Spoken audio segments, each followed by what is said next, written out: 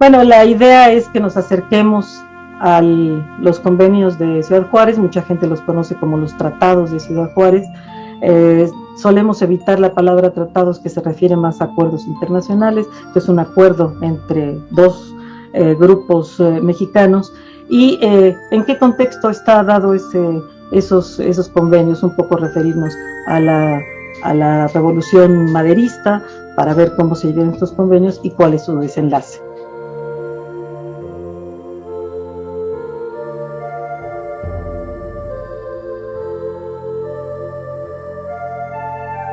Los convenios de Ciudad Juárez son los arreglos de paz entre las fuerzas revolucionarias que encabezaba Francisco I. Madero y el gobierno de Porfirio Díaz. Estos convenios se firman el 21 de mayo de 1911.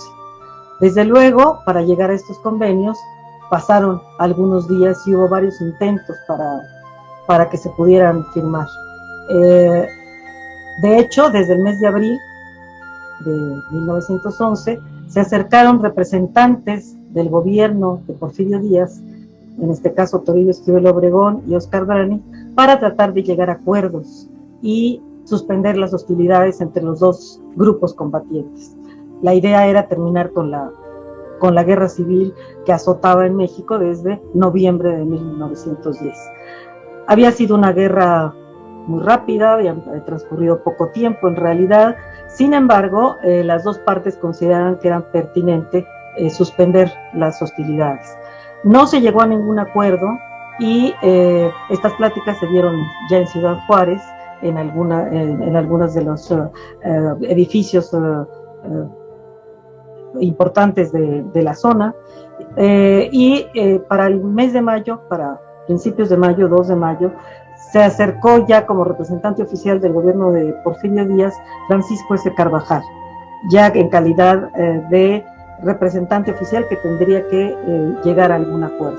Madero, a lo largo de todo este tiempo, estuvo dispuesto y siempre manifestó su deseo de que se llegaran a arreglos para terminar con la guerra. Madero era un hombre que no era muy afín a este tipo de actos de violencia, y entonces deseaba que mejor se llegara a un acuerdo a que se continuara con la guerra.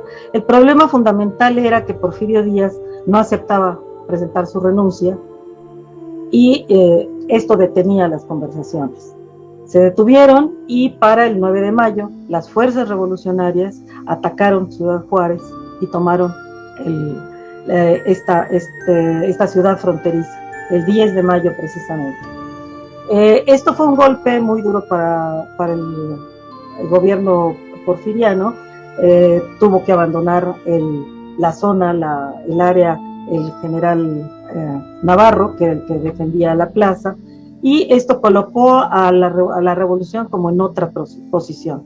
Siguieron las conversaciones, es más, es muy famosa la casa de adobe en la frontera con Estados Unidos, en donde Madero hizo su búnker, y él había llamado a varios revolucionarios a su lado para que lo acompañaran en estas conversaciones que él no encabezaba.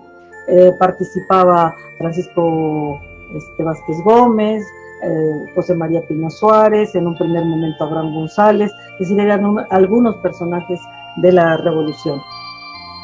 Entonces, para el 16 de mayo no se había llegado a acuerdos, y Madero se dirigió directamente a Porfirio Díaz y le ofreció que si él renunciaba a la presidencia, lo mismo que el vicepresidente presentaba su separación del gobierno, él renunciaba a ser presidente provisional, como se había planteado en el Plan de San Luis. Entonces, a este documento respondió Porfirio Díaz positivamente para el 18 de mayo, y entonces se empezaron a acelerar las cosas en cuanto a los convenios. Se acordó un armisticio entre las fuerzas rebeldes y las fuerzas federales. Nadie haría movimientos para dejar paso a los acuerdos, y estos acuerdos se firmaron el 21 de mayo. La firma de estos acuerdos correspondió por parte del gobierno de Porfirio Díaz a Francisco S. Carvajal, y por parte de la revolución lo firmaron el doctor Francisco Vázquez Gómez, José María Pino Suárez y Francisco Madero padre, es decir, el papá del líder de la revolución. Los acuerdos son muy simples, muy sencillos, no tienen demasiadas complicaciones.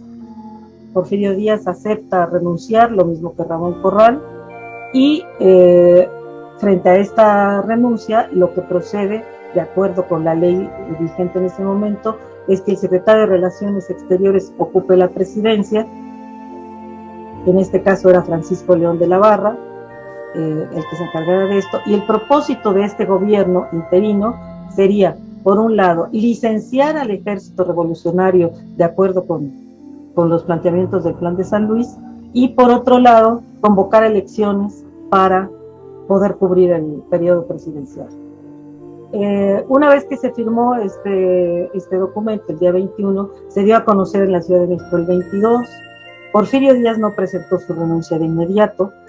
El 24 empezó a haber manifestaciones en la Ciudad de México en contra de Porfirio Díaz, y al día siguiente, el 25 de mayo, fue cuando Porfirio Díaz presentó finalmente su renuncia. Al día siguiente, Madero hizo formalmente también renuncia a la presidencia provisional para dar curso al convenio y que León de la Barra se hiciera cargo de la presidencia. Entonces este es como el sentido de los convenios, terminar con esta guerra que había empezado, esa guerra civil que había iniciado en noviembre de 1910.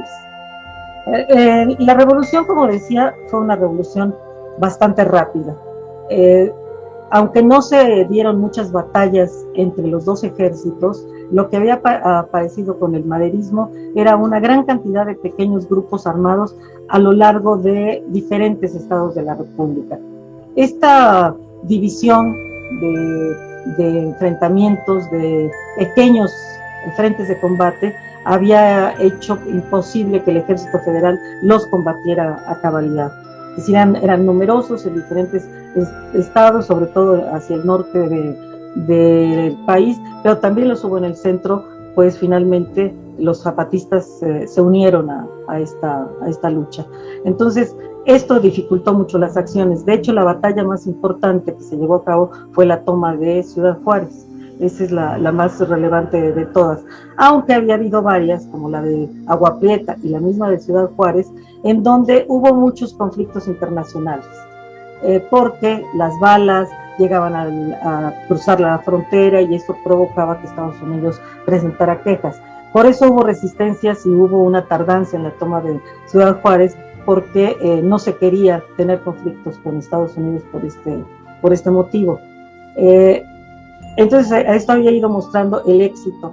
Porfirio Díaz, primero no hizo mucho caso de la revolución, creyó que podría controlarla, y para marzo, cuando vio que esto no podía ser, hubo una serie de cambios en su gabinete, renunció la mayor parte del gabinete para dar paso a algunas modificaciones y atender las demandas que de manera suelta la revolución hacía. Pero esto era ya bastante tarde, el malestar era muy grande, y cuando siguieron estas manifestaciones a partir de abril en contra del gobierno, Porfirio Díaz entendió que había una inconformidad general. Creo que poco hemos atendido esta flexibilidad de Porfirio Díaz, que entendió muy rápido que ya la gente no quería que él continuara en el poder, entonces aceptó rápidamente esos acuerdos. E incluso la decisión de salir del país por su decisión propia, ¿no? Él toma esa decisión, nadie lo exilia, nadie lo expulsa. De hecho, él renuncia el 25 de mayo, el 26 sale de la Ciudad de México, se va hacia Veracruz, y el día 31 de mayo deja el país y no vuelve más, ¿no? Porque muere en París. Sí, me parece que es pertinente que la gente reflexione sobre el trabajo, los esfuerzos que en algunos momentos se tuvieron que hacer para obtener ciertos beneficios sociales. Estoy hablando siempre en función de la sociedad, ¿no? Entonces, el establecer un gobierno, una lucha democrática que llevó a perder muchísimas vidas, y estos afanes por pacificar. De hecho, esta pacificación, lo que vamos a ver después, es que no va a tener alcances duraderos. los opositores a Madero se van a organizar en su contra, y esto pues va a provocar la prolongación de la revolución. Entonces es como que una cosa nos lleva a otra para conocer todos estos procesos, y creemos los historiadores o la gente que le gusta conocer su pasado, que así encuentra explicaciones y posibilidades de crear una conciencia histórica que le permita actuar.